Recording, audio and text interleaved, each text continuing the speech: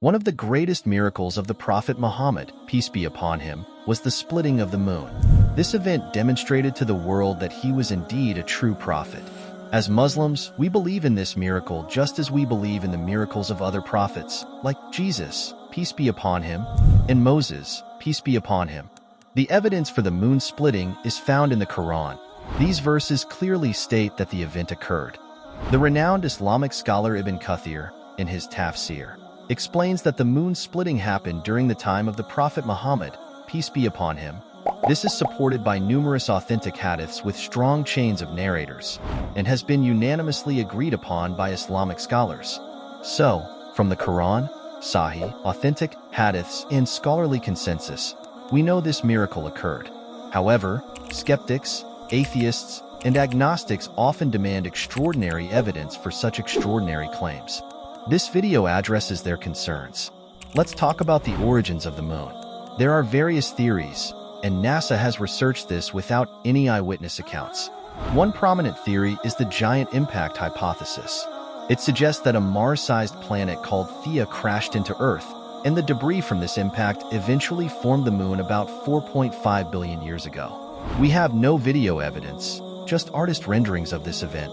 NASA and others propose this based on the moon's orbit, its core similarities to Earth, and traces found on the moon, even though we don't have a specific crater on Earth to point to. Despite the lack of direct evidence, this theory is widely taught. Similarly, we accept historical accounts of the 7 wonders of the ancient world. Except for the pyramids in Giza, we have no physical evidence or eyewitness accounts of the other 6 wonders, such as the Hanging Gardens of Babylon or the Lighthouse of Alexandria. These are believed to have existed based on oral traditions and indirect evidence. Likewise, oral traditions are considered credible for extraordinary historical claims. The splitting of the moon, as described in Islamic tradition, is an even more extraordinary event. Unlike natural phenomena, this miracle involved the moon splitting and reuniting in a single night, which we do not claim to be a natural occurrence. The question then arises, is it scientifically possible for the moon to split and merge again? According to NASA, they sent the Cassini rover to Saturn in 1997, and it spent 20 years studying Saturn and its moons before crashing onto Saturn's surface in 2017. The images you're seeing are from Cassini. One of Saturn's moons, Iapetus, has a mysterious ridge running across it, as shown in the pictures. NASA's research suggests that this ridge might be the result of 2 moons, or a separated body crashing together to form the current moon. While this shows that it's possible for moons to merge, it's important to note that this example is from Saturn, not our moon. Let's talk about our moon. The Earth's moon has 2 very different faces, one facing Earth and one facing away. NASA theorizes this is due to the merging of 2 moons into one. This suggests it's possible our moon once merged back together. Evidence for this theory includes ridges on the moon's surface, like the Rima, a 300-kilometer-long groove. These cracks could be from the collision of 2 moons, volcanic activity, or other causes. Now, how can we be sure the moon ever split and came back together? The only definitive way would be eyewitness accounts. During the time of Prophet Muhammad, peace be upon him, the non-believers of Mecca challenged him to split the moon if he was a true prophet. He prayed to Allah, and the moon was split and rejoined in the same night. Eyewitnesses saw this extraordinary miracle, confirming its occurrence. A skeptic might ask, who else saw this besides the Prophet Muhammad, peace be upon him? In Sahih al-Bukhari, we have a narration from Abdullah ibn Mas'ud, a companion of the Prophet, who reported this event. Abdullah ibn Mas'ud was a well-documented historical figure. His full name was Abdullah ibn Mas'ud. His father's name was Mas'ud, and his mother was known as Abed. He had a brother named Utbah, a wife named Zainab, and children. He was born in 594 and died in 653. His reliability and credibility are well established. Abdullah ibn Mas'ud's account was passed down through a chain of narrators. He told Abu Muhammad, who was Abdullah ibn Sakbara. Abu Muhammad told Ibrahim an-Nakhai, whose father's name was Yazid and grandfather's name was Qays. Ibrahim told Sulaiman ibn Maran al-Amash. This chain of narrators is well known and documented, reaching Imam Bukhari and Tirmidhi. The reliability and trustworthiness of these narrators are thoroughly recorded.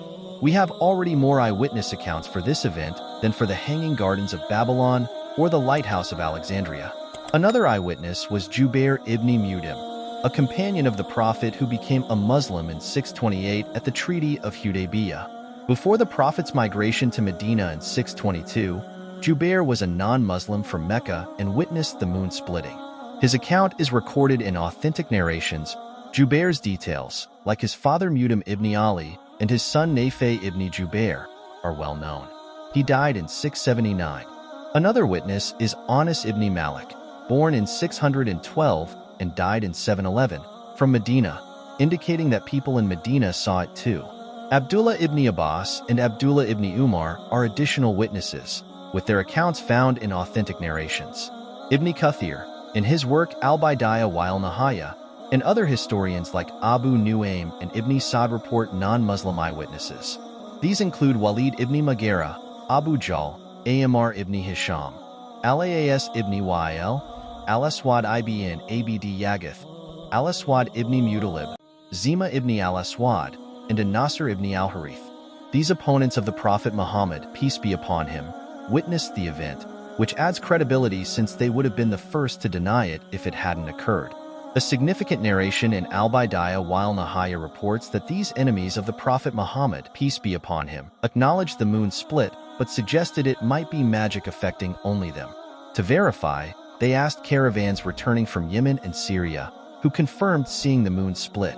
This external confirmation is crucial as it shows the event was witnessed beyond Mecca. The Quran mentions this event, and if the polytheists had not seen it, they would have objected during the Prophet's later years. However, they didn't, because even the opponents witnessed the miracle. A skeptic might ask, if such a significant event like the moon splitting happened, why don't we have reports from other parts of the world? It's essential to consider the context and time of the event.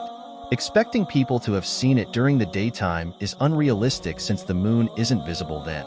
In places like North and South America and Europe, it would have been daytime, making it impossible to see the moon. In regions like Japan and Fiji, it would have been very late at night, so most people would have been asleep. The most likely areas to have seen the event outside of Arabia would be places east of Arabia, such as India. In fact, there are reports from India. A manuscript called Kisat Chakrawarti Farmad, held in the British Library, provides evidence of an Indian king in Kerala witnessing the moon splitting. This king, upon meeting Muslims later, converted to Islam after confirming the event he had seen. Portuguese writers Duarte Barbosa and João de Barros also recorded the story of Sharaman Perumal's conversion to Islam and the construction of the Sharaman Juma Masjid in 629 AD, which still stands in Kerala today. This fact is so well recognized that the Prime Minister of India gifted a gold replica of the mosque to the King of Saudi Arabia, highlighting the history of Islam in India. The evidence we have presented here is more comprehensive than for many historical events. For instance, the accounts of Columbus arriving in South America and his interactions with the indigenous peoples are accepted largely based on oral traditions and later writings, without the level of detail we have for the splitting of the moon. The eyewitness accounts of companions and opponents of the Prophet Muhammad, peace be upon him, as well as people in other parts of Arabia, were never challenged by the polytheists of Mecca, even though they could have easily done so. Instead, they acknowledged the event but attributed it to magic. Moreover, the corroborating evidence from India, supported by manuscripts and oral traditions, strengthens the case. We encourage skeptics to explore the life of the Prophet Muhammad, peace be upon him, further. The greatest miracle, the Quran, is still with us. Reading the Quran and studying the life and other miracles of the Prophet can provide profound insights and guidance.